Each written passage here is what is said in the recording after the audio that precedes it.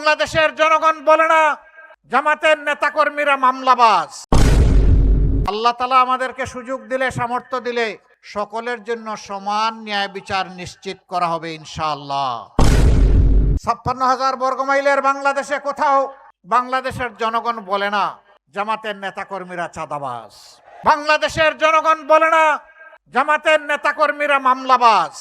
বাংলাদেশের জনগণ বলে না এরা দখলবাজ। বরঞ্চ বিপদের দিনে বাংলাদেশের জনগণ দেখেছে হাজার বিপদ বুকে চেপে নিয়ে আমরা জনগণের পাশে থাকার চেষ্টা করেছি। আমরা জুলাই শহীদদের পরিবারে গিয়ে পৌঁছে গিয়ে তাদেরকে সান্ত্বনা দিয়েছি আর বলেছি আপনারা আমরা এখন এক পরিবার। ভবিষ্যৎ হোক নিরাপদ, বিনিয়োগ হোক বিশ্বস্ত, আর আমার পছন্দ সল্ট বে। ওয়েলকাম টু সল্ট বে। জুলাইয়ে নিহত শহীদ ভাইদের কারো কারো পরিবারের অবস্থা এমন তাদের চলার কোনো ব্যবস্থা নাই। আমরা বলেছি মহান আল্লাহর উপর ভরসা করে দায়িত্ব নিলাম, আমরা যেমন খাবো আপনারাও তেমন খাবেন। আমাদের সন্তানরা যেমন লেখাপড়া করবে আপনাদের সন্তানরাও লেখাপড়া করে মানুষ হবে। কেউ কেউ জিজ্ঞেস করেছেন এটা কতদিন।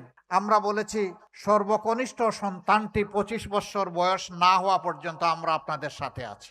আমরা সরকারের কোনো ট্রেজারি তহবিল থেকে কোনো টাকা পাই না। এই আপনারা নিজেদের কষ্টের হালাল রুজির মধ্য থেকে হাত বাড়িয়ে আপনারা বলেছেন আমাদের কষ্ট পিছনে থাক, জনগণের কষ্টকে আমরা দূর করতে চাই।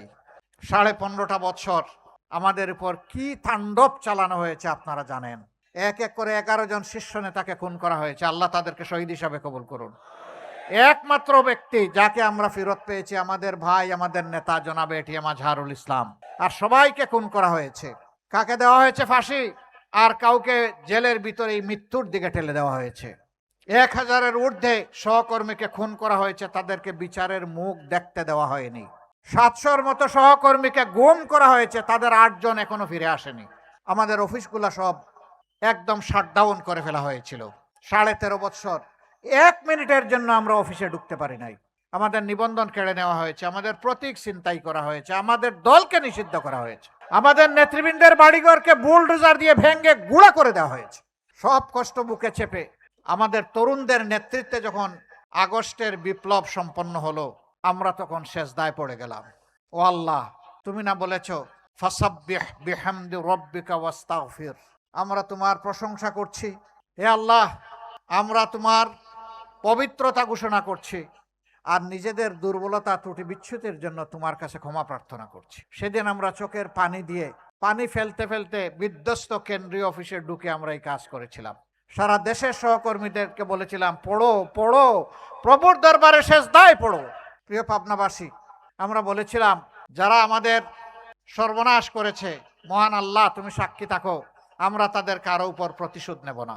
আমরা আমাদের কথা রেখেছি, আমরা প্রতিশোধ নেই নাই। তবে এও বলেছিলাম শহীদ, আহত, পঙ্গু পরিবার এবং ব্যক্তি তারা যদি আইনের আশ্রয় নেন আমরা তাদেরকে সর্বাত্মক সহযোগিতা করব। কিন্তু সাবধান করে দিয়েছিলাম কাউকে মিথ্যা মামলার আসামি বানাবেন না। একটা নিরপরাধ মানুষকে আপনার মামলার আসামি বানাবেন না। যদি বানান আল্লাহর দরবারে দায়ী থাকবেন, জামাতে ইসলামী আপনাদের সাথে থাকবে না। আপনারা শুনে খুশি হবেন আমাদের 8টা মামলা এমন আছে আসামি মাত্র 1 জন। আমরা দ্বিতীয় জন দোষী খুঁজে পাই নাই, দ্বিতীয় আর একটা নাম দিব কিভাবে? কিন্তু সেই আমাদেরই পাশাপাশি অনেকে মামলা করেছেন। একই মামলায় 800-900 আসামি। হয় না এই ধরনের মামলা? সাধারণ মানুষকে হয়রান করা হয়েছে। কষ্ট হলো আমাদের বেশি, ক্ষতি হলো আমাদের বেশি, প্রতিশোধ নিলে আমরা নিব সবার চাইতে বেশি। আমরা যারা সবর করলাম বাকিরা সবর করতে পারলো না কেন? 6 তারিখ থেকে অনেকে কপাল কিসমত বানানোতে লেগে গেলেন। হালাল নয় হারাম পথে মানুষকে কষ্ট দিয়ে মানুষের কাছ থেকে জোর করে চাঁদা আদায় করে, আবার কি কি জানি কোন কোন জায়গা দখল করে। ওই দখলের জায়গাগুলোর নাম বললে অনেকে আবার গুসা করে। জায়গা দখলে রাখবে কিন্তু নাম বললে গুসা করবে। আমি দখল করেছি তো আপনি আমার নাম বলবেন কেন? সম্মানিত ভাইয়েরা, এটা ভালো লক্ষণ নয়। তাহলে 15.5 বছরের দুঃখ দেখে আপনি যে মজলুম হলেন, নির্যাতিত হলেন, এখান থেকে শিক্ষা আপনি কি নিলেন? কেন আপনি মজলুম হয়ে এখন জালিমের ভূমিকায় অবতীর্ণ হবেন? মজলুম তো মজলুমের দুঃখ বুঝার কথা। আমরা চেষ্টা করছি সেই দুঃখগুলো বুঝার, দুঃখ গুছানোর, মানুষের পাশে থাকার। পাবনাবাসী, আমাদের অঙ্গীকার খুব বেশি নয়, স্পষ্ট। আমরা বলেছি চাঁদা আমরা নিব না। আল্লাহ যদি জনগণের ভালোবাসায় আমাদেরকে সরকার গঠনের সুযোগ দেন, তাহলে চাঁদাওয়ালাদের হাত বন্ধ করে দেব। দুর্নীতি আমরা করব না এবং দুর্নীতিকে আমরা প্রশ্রয় দেব না। এই দুই ভাইয়েরা এখন চিন্তা করবে, হায় হায় আমাদের কি হবে। না রে ভাই, তোমাদেরও ভালো হবে। কিভাবে ভালো হবে? হারাম পথে তোমরা যখন রুজি করো, ভিতরের মধ্যে অশান্তির আগুন জ্বলে।